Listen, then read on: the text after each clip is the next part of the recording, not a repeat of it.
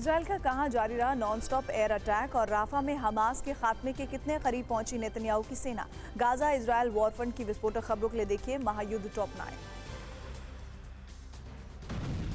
दक्षिणी लेबनान में इजराइल का नॉन स्टॉप एयर स्ट्राइक आज भी जारी रहा। यारोन क्षेत्र में हिजबुल्लाह के कमांड सेंटर और लॉन्च साइट की पहचान होने के बाद आईडीएफ ने जोरदार बमबारी की। आईडीएफ की स्ट्राइक से हिजबुल्लाह को भारी नुकसान का दावा किया जा रहा है।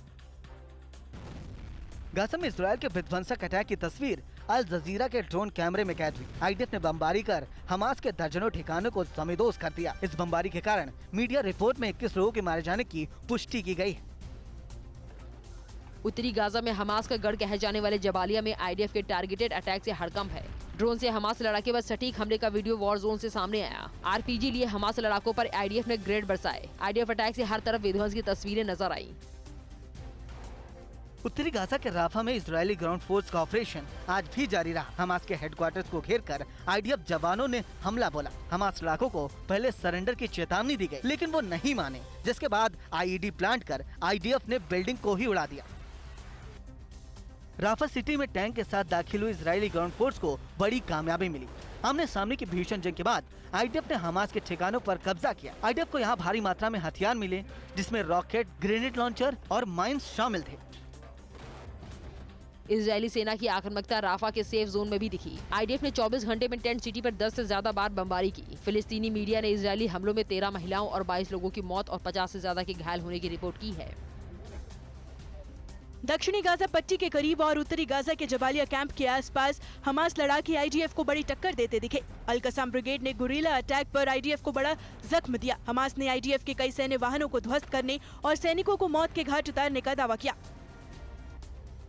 इजराइल के प्रचंड आर्टिलरी अटैक से पूर्वी राफा भी दहल उठा। आईडीएफ की भीषण गोलाबारी में एक गैस स्टेशन और एक मस्जिद पूरी तरह खाक हो गए। फिलिस्तीनी मीडिया के मुताबिक हमले के वक्त मस्जिद में कई लोग मौजूद थे, लेकिन आईडीएफ ने मस्जिद को हमास का कमांड सेंटर बताया। राफा सिटी में एक मोर्चे पर हमास ने इजरायली सेना को तगड़ा झटका दिया। ग्राउंड ऑपरेशन का दौरान आगे बढ़ रहे सैन्य बुलडोजर को आईडीएफ ने मोलोटोव कॉकटेल से निशाना बनाया। इस अटैक से सैन्य वाहन में आग लग गई। चालक की हालत गंभीर। लाल सागर में हूती के विध्वंसक हमलों से कोहराम मचा है। ताज़ा हमलों में हूती ने ग्रीस के कमर्शियल शिप को निशाना बनाया है। हूती की 5 एंटी शिप बैलिस्टिक मिसाइलों में से 3 सीधे शिप से टकराई, जबकि 2 को अमेरिकी नेवी ने हवा में ही तबाह कर दिया। ताइवान पर नजरें गड़ाए चीन को जापान ने हद में रहने की चेतावनी दी है। जापान ने चीन के जासूसी ड्रोन विंग लुंग 10 को पहली बार अपनी सीमा में इंटरसेप्ट किया। ओकिनावा के नजदीक चीनी ड्रोन को जापान ने F-15 से चुनौती दी, जिसके बाद वो वापस लौट गया। चीन की सेना एक बार फिर ताइवान स्ट्रेट में आक्रामक दिखी।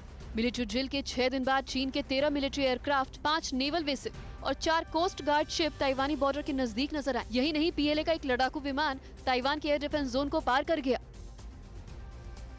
कब्जाधारी चीन को लेकर अमेरिकी विशेषज्ञ दिमित्री एल्पेरोविच ने बड़ी वार्निंग दी है। उनके मुताबिक ताइवान से वर्ल्ड वॉर शुरू होने का खतरा है। अमेरिकी रिस्पॉन्स से पहले चीन ने ताइवान पर कब्जे का प्लान भी बनाया है। येलो सी पर अगले 4 दिन तक चीन मिलिट्री ड्रिल करेगा। पीएलए के इस ऐलान के बाद साउथ अमेरिका, साउथ कोरिया और जापान ने सैन्य अलर्ट जारी किया है। येलो सी में कमर्शियल और दूसरे देशों की शिप की एंट्री पर रोक लगा चुका है चीन। सबमरीन, वॉरशिप और विमान से रॉकेट परीक्षण करेगा। ताइवान पर बड़े हमले की फिराक में जुटा चीन बड़ी मिलिट्री फीट तैयार कर रहा है। सैन्य इंटेलिजेंस के हवाले से ब्रिटिश अखबार टेलीग्राफ ने यह दावा किया है कि ताइवान बॉर्डर के करीब 3 लाख सैन्य वाहनों की मूवमेंट की तैयारी